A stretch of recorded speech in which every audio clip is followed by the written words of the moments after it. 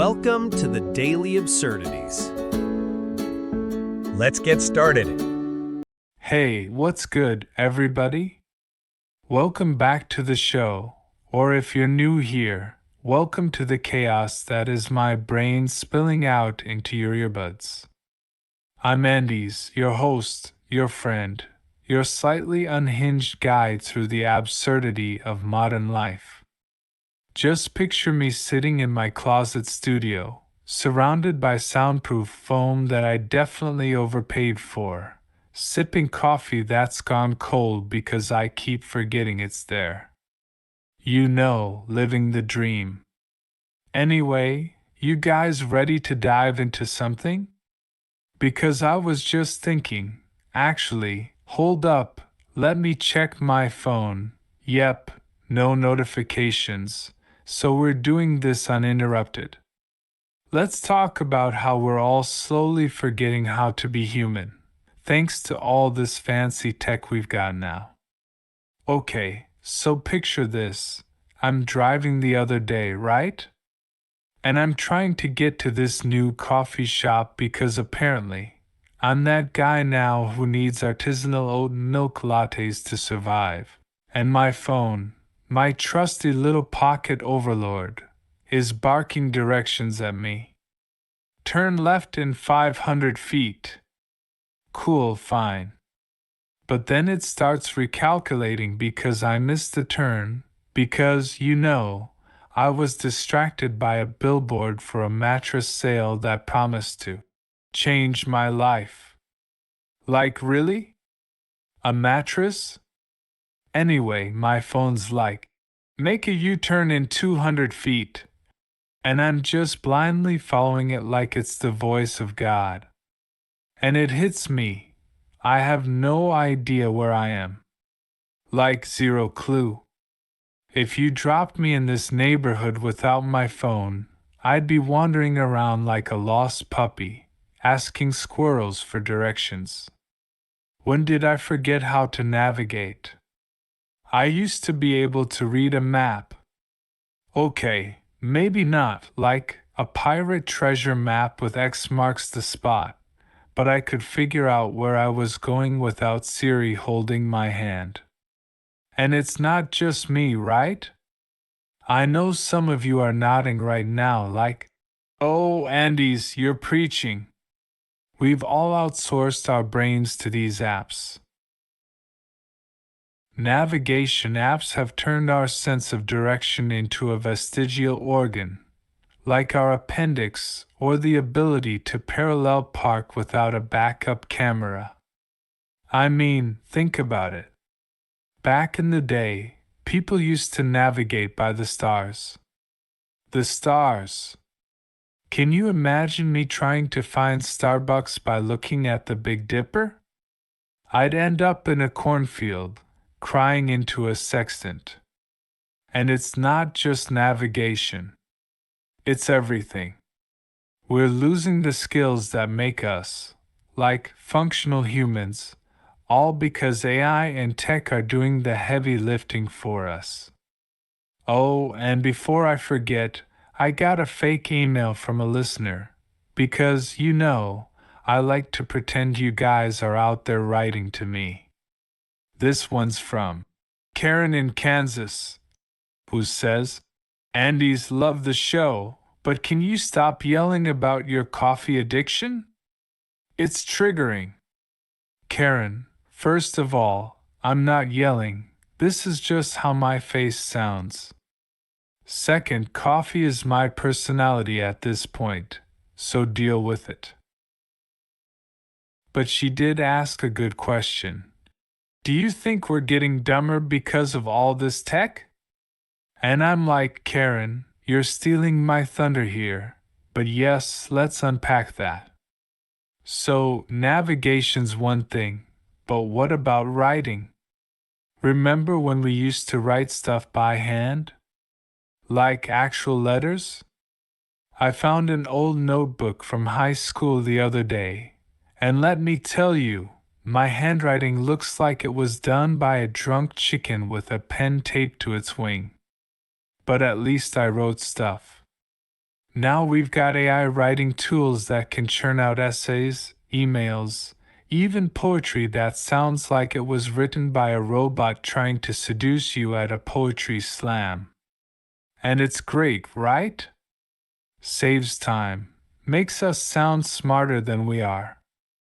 But here's the thing.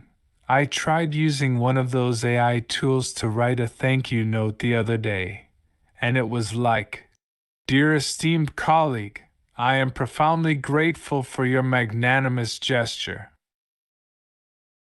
I'm like, who am I, Charles Dickens? I just wanted to thank my buddy for picking up the tab at Taco Bell. But the more I use these tools, the less I trust my own brain to string a sentence together.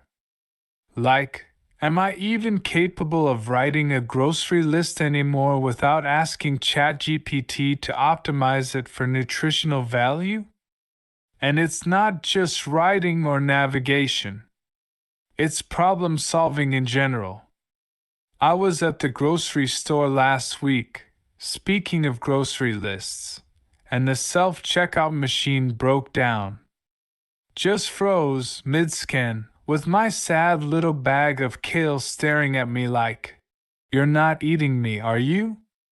So I'm standing there, waiting for a human employee to come fix it, and I realize I have no idea how to solve this.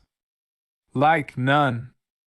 If this was 20 years ago, I'd probably pop open the machine, rewire it with a paperclip, and get a standing ovation from the other shoppers. Now, I'm just standing there, refreshing my phone like it's gonna magically fix the scanner. We've lost the ability to think on our feet because we're so used to tech swooping in to save the day. Oh, and let's talk about professions, because this is where it gets wild. You know how AI is automating everything now? Doctors, lawyers, accountants, they're all getting a little nervous. And they should be. I saw this article. Don't ask me where. I'm not a librarian. But it was saying how AI can diagnose diseases better than some doctors. Like, you go to the hospital, and instead of a guy in a white coat, you've got a computer going, "Beep boop, you have bronchitis. Also, your cholesterol's high. Maybe lay off the tacos." And it's not just medicine. Lawyers are getting replaced by AI that can read contracts faster than you can say billable hours. Even comedians like me. Well, not me, because I'm irreplaceable, obviously. But other comedians are worried about AI writing jokes. Can you imagine? An AI stand-up comic? It'd be like, "Why did the human cross the road?" To confuse me, because I lack emotional context. Yeah, real knee slapper there, buddy. But here's where it gets scary. What happens when we lean so hard into this stuff that we forget how to do our jobs? Like, picture a surgeon who's only ever used a robotic arm to operate. One day, the power goes out, and they're like, does anyone have a scalpel? Also, what's a scalpel?" Or a pilot who's only flown with autopilot. The system crashes, and he's sitting there like, "Okay, which one of these buttons makes the plane not do a death spiral?" It's like we're all turning into those people who can't cook without a meal kit. You know those types. They're like, "I made this risotto from scratch." No, you didn't, Karen. You followed a recipe card that told you to add 1 packet of pre-chopped onions. That's not cooking. That's adult Legos. Oh, hang on. I'm getting a fake live comment here. This one's from Dave in Denver, who says, "Andes, you sound like you're scared of progress." Tech makes life easier. Dave, first of all, calm down. You sound like you work for big tech. Second, I'm not scared of progress. I'm scared of forgetting how to tie my shoes because an app does it for me. There's a difference. But Dave's got a point. Tech does make life easier. I'm not out here churning my own butter or sending messages by carrier pigeon. But there's gotta be a balance, right? Like, we can't just hand over our brains to the cloud and hope for the best. Let me tell you a story. A couple months ago, I was at this friend's house, and we're trying to fix his Wi-Fi because it keeps dropping. And we're both, like, moderately competent adults, right? We've got college degrees, we pay taxes, we know how to not burn toast. But we're sitting there, staring at this router like it's a spaceship from Area 51. We're Googling how to fix Wi-Fi on our phones, using the neighbor's Wi-Fi, by the way, because we're classy like that. And every article is like, unplug it, wait 10 seconds, plug it back in.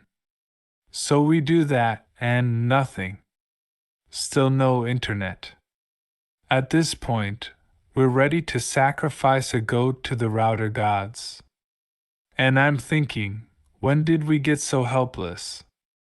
If this was the 90s, we'd probably have rewired the whole house by now, or at least bribed the cable guy with a six-pack. But no, we're just sitting there, refreshing the settings page like a couple of chimps trying to solve a Rubik's Cube. And that's the thing. AI and tech are so good at solving problems that we're forgetting how to solve them ourselves. Like, what happens when the robots go on strike? Or when there's a solar flare and all our apps go kaput? Are we just gonna sit there, staring at our blank screens, waiting for the singularity to save us? I'm picturing a post-apocalyptic world where we're all wandering around, holding our dead phones like their talismans, chanting, Siri, why hast thou forsaken us? Meanwhile, the Amish are out there thriving, building barns and milking cows like it's no big deal. They're gonna be the last humans standing, mark my words. I'm already practicing my beard game just in case. Oh, and speaking of the Amish, I gotta circle back to that coffee shop story, because there's a callback coming, and you know I love a good callback. So, I finally get to this artisanal coffee shop, right? After my phone led me on a 20-minute detour through what I'm pretty sure was a haunted industrial park. And I walk in, and it's like stepping into a Wes Anderson movie. Everything's twee and overpriced, and the barista's got a man bun so tight it's cutting off circulation to his brain. I order my oat milk latte, and he hands me this cup with, like, a foam heart on it, and I'm like, buddy, I just wanted coffee, not a love letter. But here's the kicker, I go to pay, and their card reader's down. And I don't have cash, because who carries cash anymore? So I'm standing there, holding this $7 coffee I can't pay for, and the barista's looking at me like I'm the world's worst criminal. And I'm thinking, this is it. This is how it all ends. Not with a bang, but with me getting shamed by a barista named River because I trusted Apple Pay to run my life. And that's the whole point, right? We're so dependent on this stuff that when it fails, we're screwed. We're like babies who forgot how to walk because we've been carried around in a stroller our whole lives. And I'm not saying we need to go full Luddite and start churning butter, although, honestly, That sounds kind of fun. I'm just saying maybe we should practice using our brains every once in a while. Like try navigating to a new place without your phone. Or write a letter by hand. Or, I don't know, fix your own Wi Fi instead of crying into a Google search bar. Oh, and one more thing before I wrap this up, because I know I'm rambling, but that's the vibe of this show, you guys know that. I was thinking about what happens if we keep going down this road. Like 50 years from now, are we all just gonna be sitting in pods, hooked up to AI that feeds us, bathes us, and tells us what to think? And the only skill we'll have left is, like, swiping right on holographic Tinder profiles? I'm picturing my grandkids visiting me in my pod, and I'm like, back in my day, we had to walk to the coffee shop. And they're like, Grandpa, what's walking? It's dystopian, but also kind of hilarious. Like, imagine a world where the only job left is professional vibe curator. That's my retirement plan, by the way. I'm gonna be the best vibe curator this side of the metaverse. Alright, I gotta land this plane. See, I can still make a pilot metaphor without autopilot. Take that, AI. But seriously, folks, let's not let our brains turn to mush. Let's keep practicing those old school skills, like reading a map or writing a sentence without autocorrect. And if all else fails, just move to an Amish community and learn how to churn butter. You'll be the coolest kid at the barn raising, I promise. Oh, and one last callback for the road. If you're ever stuck at a coffee shop with a broken card reader, just offer to barter with your artisanal latte foam art. I hear man bun baristas are super into that. Alright, you beautiful widows, that's all for this week.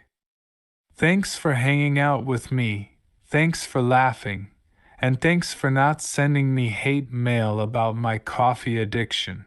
Until next time, keep your phones charged and your brains sharper. Peace out. Thanks for listening and subscribe for my channel.